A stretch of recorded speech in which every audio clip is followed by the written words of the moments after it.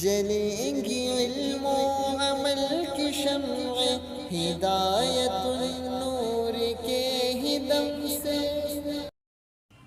شروع اللہ کے نام سے جو بہت مہربان نہایت رحم والا ہے۔ جو لوگ زکوٰۃ ادا کرتے ہیں ان کے بارے میں اللہ رب العالمین فرماتے ہیں کہ 2 فرشتے نازل ہوتے ہیں اور 2 فرشتے، ایک فرشتہ یہ کہتا ہے اللہم اعطی منفقا خلفا، اے اللہ جو خرچ کر رہا ہے اس کے مال کے اندر اس کو اس کا بدل عطا فرما، اس کے مال میں برکت عطا فرما۔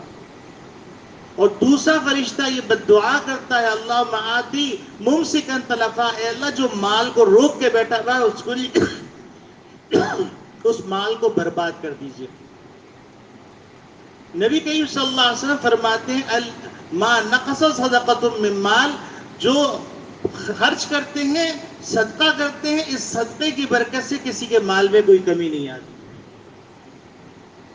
ایک شخص تھا موسیٰ علیہ السلام کے زمانے میں، وہ موسیٰ علیہ السلام کو کوہ طور پہ جا کے دیکھتا تھا، وہ جا رہے ہیں وہ دیکھتا رہتا تھا، واپس آ رہے ہیں دیکھتا رہتا تھا۔ ایک دن جو ہے اس نے موسیٰ علیہ السلام سے فریاد کی کہ آپ اللہ سے ہم کلامی کرنے جاتے ہیں، آپ ایسا کیجئے کہ میرے لیے دعا کر دیجئے کہ میں بھوکا رہتا ہوں تو مجھے ایک دفعہ ساری زندگی کا رزق مل جائے تاکہ میں ایک دفعہ پیٹ بھر کے کم سے کم کھانا کھا لوں۔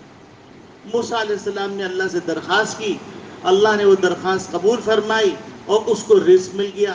جب موسیٰ علیہ السلام وہاں سے واپس جانے لگے تو وہ کیا دیکھتے ہیں کہ وہ آدمی کھانا کھا رہا ہے تو سمجھ جاتے ہیں کہ اللہ نے فریاد سن لی۔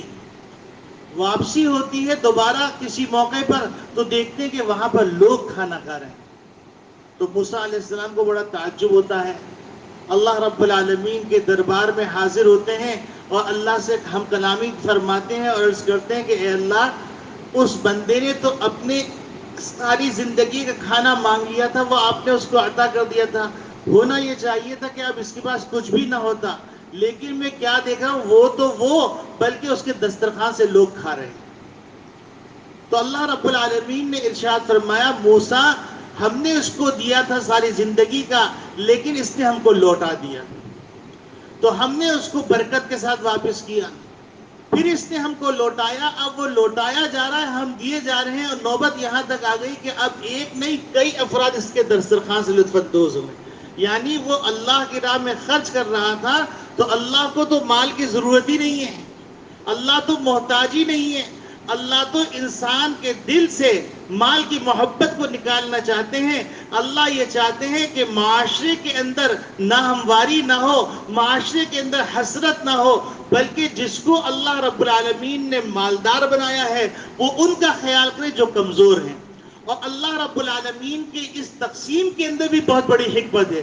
اگر سارے لوگوں کو مالدار بنا دیتے تو آپ کو ضرورت پیش آتی کسی کام کی، مثال کے طور پر کھڈا کھودنے کی ضرورت پیش آتی تو کوئی بھی ملتا نہیں، رنگ کرنے کی ضرورت پیش آتی تو کوئی بھی ملتا نہیں، کوئی سامان اٹھانے کی ضرورت پیش آتی کوئی مزدور ملتا نہیں، کپڑے سینے کی ضرورت پیش آتی کوئی خیاط ملتا نہیں، کپڑے دھونے کی ضرورت پیش آتی کوئی قصار ملتا نہیں۔ تو اب آپ دیکھیے کہ اللہ رب العالمین کی حکمت ہے کہ اللہ رب العالمین نے بعض کو بعض کے اوپر فوقیت دی تاکہ ہم ایک دوسرے کی ضرورتیں پوری کریں۔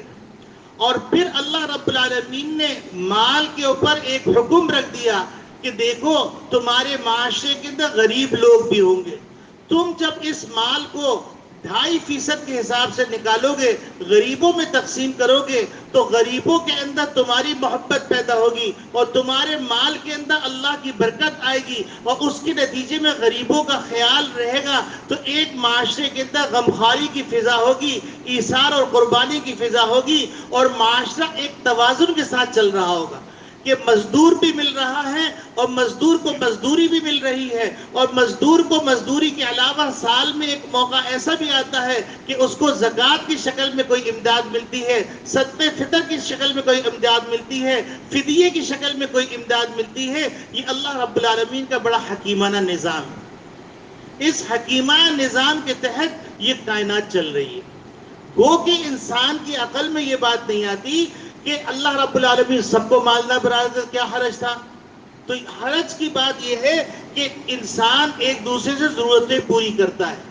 تو اگر سب ایک جیسے ہو جاتے, سب غریب ہو جاتے تو بھی انسان کو پریشانی کا سامنا ہوتا, اور سب امیر ہو جاتے تو بھی انسان کو پریشانی کا سامنا ہوتا.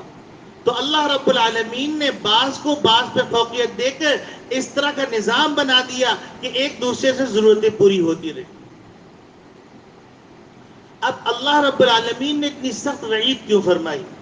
ایک طرف فرما رہے ہیں کہ یہی سونے چاندی سے ان کو داغا جائے گا, دوسری طرف فرما رہے ہیں کہ زکات ادا نہ کرنے والوں کے لیے ایسی آگ ہے جس آگ کو اللہ نے بھڑکایا ہے, اور وہ آگ کلیجے تک پہنچ جاتی ہے. اتنی سخت وعید کیوں فرمائی؟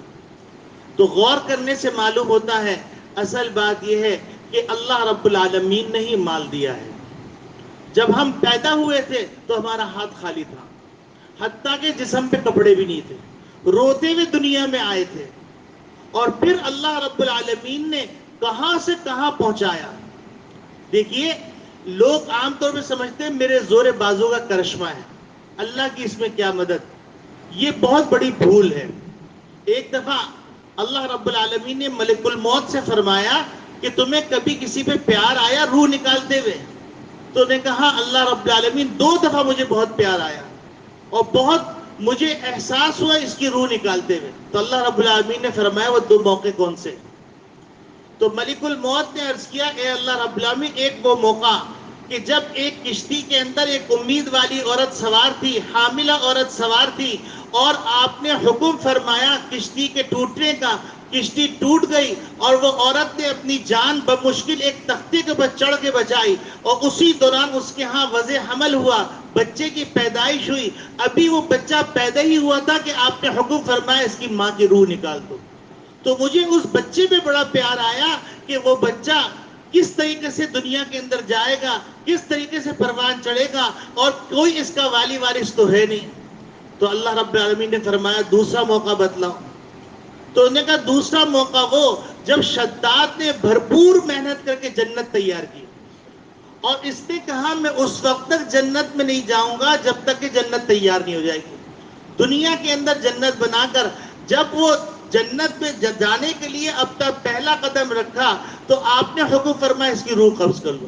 تو مجھے اس پہ بڑا پیار آیا کہ کم سے کم وہ اپنی محنت کے منظر کو تو دیکھ لیتا. تو اللہ رب العالمین نے فرمایا تمہیں ایک ہی شخص پہ 2 دفعہ پیار آیا. تو ملک الموت نے پوچھا وہ کیسے؟ کہنے لگے وہ جو بچہ تختے کے اوپر تھا اسی بچے کو ہم نے صلاحیتیں دی, ہم نے اس کو عقل دی, ہم نے اس کو شعور دیا, ہم نے اس کو دانائی دی, تو وہ اتنا مالدار ہو گیا, اتنا مالدار ہو گیا کہ ہمارے مقابلے میں جنت بنانے لگا. تو یہاں پر آپ دیکھیے اس واقعے سے آپ غور کیجئے کہ وہ آدمی جو بالکل قلاش تھا, خالی ہاتھ تھا, اس کو اللہ رب العالمین نے اتنا مال دیا کہ وہ اللہ کے مقابلے میں جنت بنانے لگا.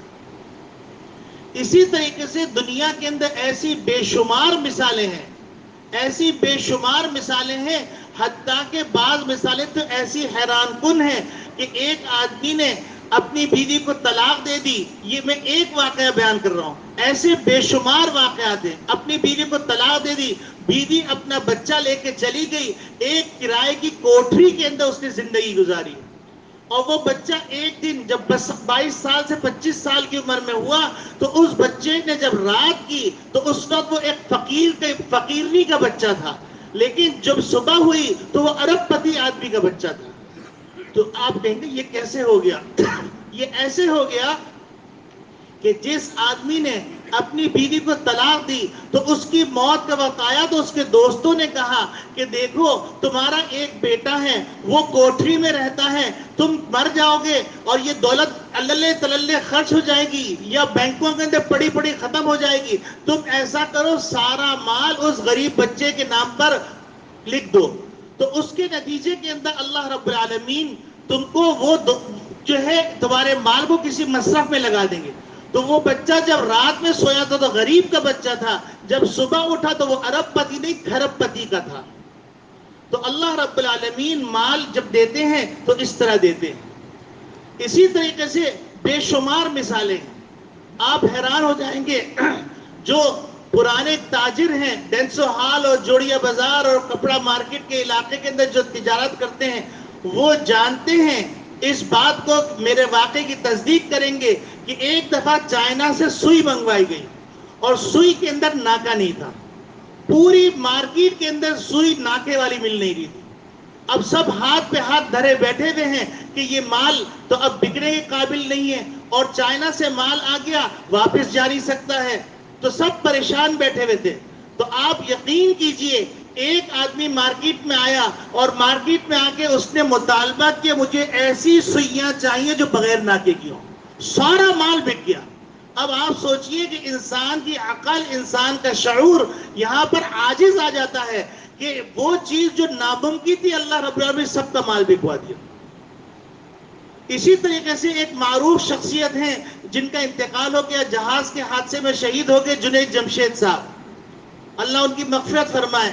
جنید جمشید نے بڑی مشکل سے کاروبار شروع کیا اور کاروبار شروع کر کے جنید جمشید نے اپنے کپڑے سلوائے تاکہ وہ کپڑے فروخت کریں. خدا کا کرنا ایسا ہوا کہ کپڑے کاٹنے والے نے لارج کو میڈیم کر دیا، میڈیم کو اسمال کر دیا، اسمال کو اور کم کر دیا. اب سارا مال یوں سمجھ لیا اس کا کچرا ہو گیا اور اس نے پوری یعنی یوں سمجھ لیا اپنی پوری پونجی لگا دی تھی. تو اب وہ سر پکڑ کے بیٹھا ہوا تھا کہ یا اللہ ایک آخری چانس تھا کہ کاروبار چل جاتا تو میں جو ہے کچھ نہ کچھ کما لیتا. اب تو میرے گھر میں فاقے ہوں گے کیونکہ مال بکنے والا نہیں. اللہ سے مانگ رہا تھا. اتنے میں بنگلہ دیش سے ایک پارٹی آئی. اچھا، اللہ رب العالمین نے مختلف قوموں کو مختلف سائز دیے ہیں.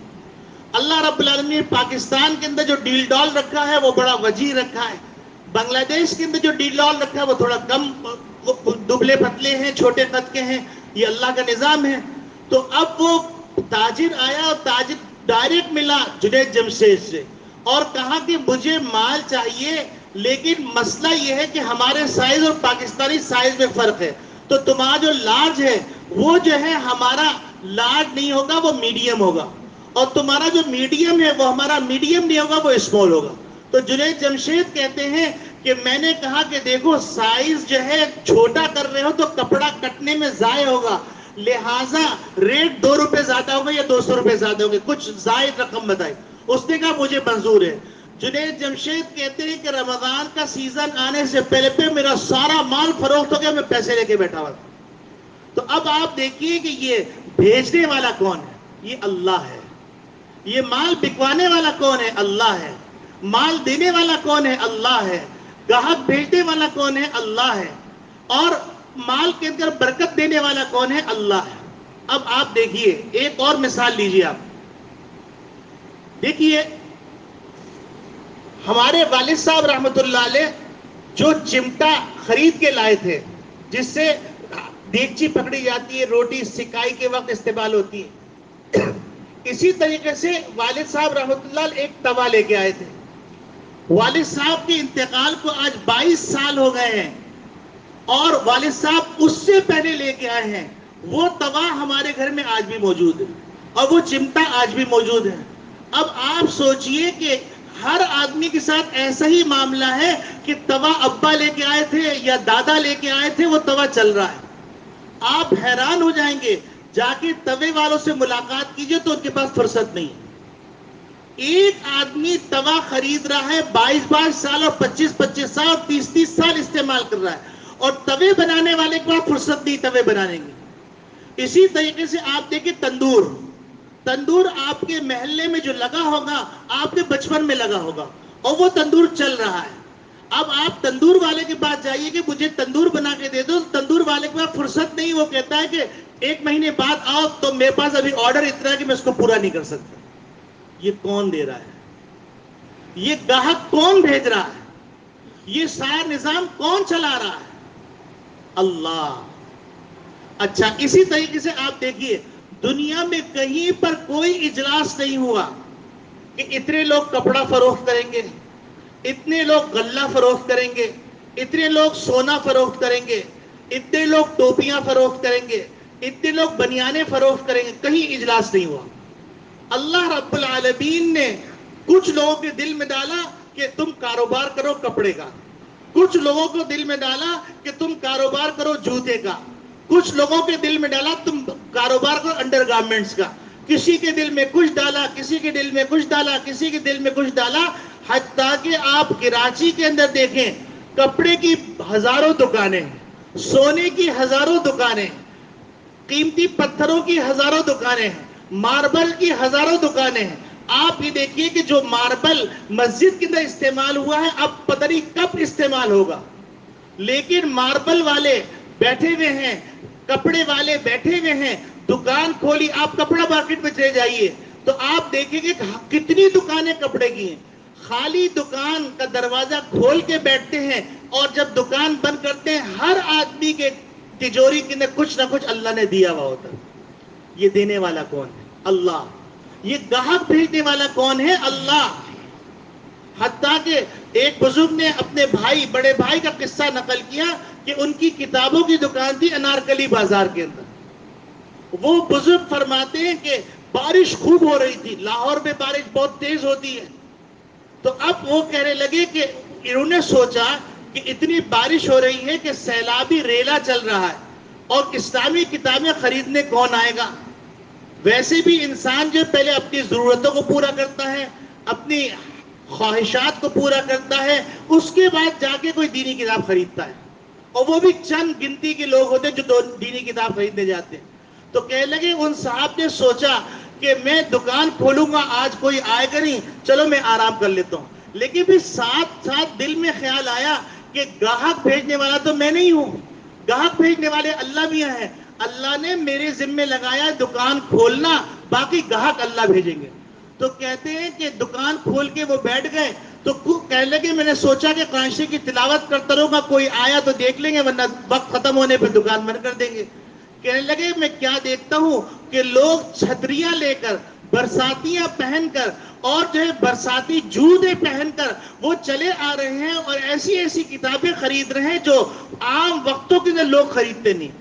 کہنے کہ جب دکان بند کرنے کا وقت آیا تو آپ حیران ہوں گے سن کر کہ جتنی روز آمدنی تھی اس طرح یا اس سے کچھ زیادہ ہی آمدنی ہوئی تھی۔ اب آپ بتائیے یہ گاہک بھیجا کس نے؟ اللہ نے۔ تو اب اگر اللہ رب العالمین یہ فرما دیتے کہ دیکھو میں نے تمہیں گاہک بھیجا ہے، تو اب تم 92.5% جو ہے 97.5% تم اپنے پاس نہ رکھو، مجھے دے دو، اور 2.5% تم استعمال کرو، تو یہ انصاف کے عین مطابق تھا۔ کیوں؟ ان اللہ اشتری من المؤمنین انفسهم واموالهم بان لهم الجنہ، اللہ نے جان اور مال کا تو ویسے ہی سودا کر لیا جنت کے بدلے میں، نہ جان ہماری ہے نہ مال ہمارا ہے، اور پھر اللہ رب العالمین مال ہمارے حوالے کر کے اللہ نے جو ہے اپنی طرف سے ایک نظام بنایا، اور اس نظام کے تحت سب چل رہے ہیں، سب کھا رہے ہیں، پی رہے ہیں، سب کی ضرورتیں پوری ہو رہی، اللہ کھلا رہے۔ میں آپ کو ایسی بات عرض کرنے جا رہا ہوں، آپ حیران ہو جائیں گے۔ اللہ رب العالمین پہلے ملباری ہوا کرتے تھے کراچی میں، ان ملباریوں کے ہوٹل ہوتے تھے، پھر اللہ رب العالمین نے ملباریوں کو ہجرت کر گئے یا کسی اور شعبے سے وابستہ ہو گئے، تو اللہ رب العالمین کوئٹہ والوں کو چائے کے کام کے لیے قبول فرمایا۔ اب آپ حیران ہوں گے، جہاں کوئی بستی نہیں ہوتی وہاں کوئٹہ کا ہوٹل کھلا ہوتا ہے، اور وہاں پر بھی اللہ رب العالمین رزق بھیج رہے ہوتے ہیں۔ اس سے پوچھئے کوئٹہ والے سے، خان صاحب کاروبار کیسا چل رہا؟ اللہ کا شکر، ہم کو فرصت نہیں ہے۔ اس جنگل کے اندر، جس جنگل کے اندر کوئی جاتا نہیں، وہاں کوئٹہ کا ہوٹل کھلا ہوا ہے، اس کوئٹہ ہوٹل کی برکت سے وہاں آبادیاں آتی ہیں۔ تو یہ ہماری زندگی کے مشاہدات ہیں، ہماری زندگی کی عام باتیں ہیں۔ تو میرے عزیز دوستو بھائیو، اللہ رب العالمین، چونکہ وقت ہو گیا ہے ورنہ زراعت کے بارے میں عرض کرتا کہ زراعت میں اللہ کا نظام کیسے حرکت میں آتا ہے، اور ہمارے منہ میں جو ایک نوالا پہنچتا ہے اس سے پہلے کتنی محنتیں ہوتی ہیں اور کتنی اللہ کی عنایتیں ہوتی ہیں، ایک پوری داستان ہے۔ پھر بارش کا ایک پورا نظام ہے، پھر زمین سے کوپل نکلنے کا ایک نظام ہے، پھر اس کوپل کا محفوظ ہونا ایک نظام ہے، پھر اس کوپل کے اندر بالیاں لگنا ایک نظام ہے۔ ایک دانے سے 7 بالیاں نکلی، ہر بالی کے اندر 100 دانے، آپ اندازہ کیجئے، پھر وہ دانے کاٹے گئے، ان کو تریشر کیا گیا اور ان کو جو ہے پھر الگ کیا گیا، دانوں کو الگ کر کے پھر بوریوں میں بند کیا گیا، پھر ان کو مشینوں پہ لے جایا گیا، پھر ان مشینوں میں ان کو پیسا گیا، پھر مشینوں سے پیس کے ان کو بوریوں میں بند کیا گیا۔ پنجاب کے اندر سرحد کے اندر کھیتی باڑی ہوئی، سندھ کے اندر کھیتی باڑی ہوئی، کراچی کے ایک غریب بستی کے اندر ایک ٹوالا منہ میں جا رہا ہے روٹی کا، اس کے پیچھے یہ ساری قدرتیں کام کر رہی ہیں، یہ ساری محنتیں کام ہو رہی ہیں۔ ٹرک والے نے اس کو لوڈ کیا، مزدور نے اس کو لوڈ کیا، ٹرک والا لے کے آیا، پورا ایک نظام حرکت کر رہا ہے۔ اگر خاموشی سے بیٹھ کے اللہ کی قدرت کے نظارے کیجئے تو آپ شستر رہ جائیں گے۔ پروردگار عالم، آپ نے ہماری ناز برداری کے لیے کیسا نظام بنایا ہے۔ کہیں کپڑے کی مشینیں کام کر رہی ہیں، کہیں دھاگے کی مشینیں کام کر رہی ہیں، کہیں کپاس اگایا جا رہا ہے، کہیں گندم اگایا جا رہا ہے۔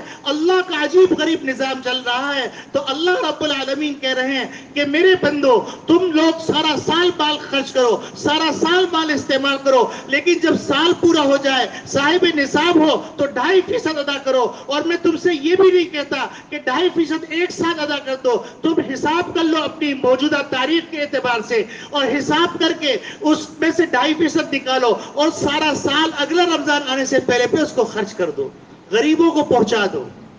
تو میرے عزیز دوستو بھائیو، یہ تو زکوٰۃ کی فضیلت اور زکوٰۃ کی اہمیت سے متعلق تھا، وعیدات سے متعلق تھا۔ اللہ رب العالمین توفیق دیں گے، اگلے جمعے کو زکوٰۃ کے مسائل کے حوالے سے کچھ بات عرض کی جائے گی۔ وآخر دعوانا ان الحمدللہ رب العالمین۔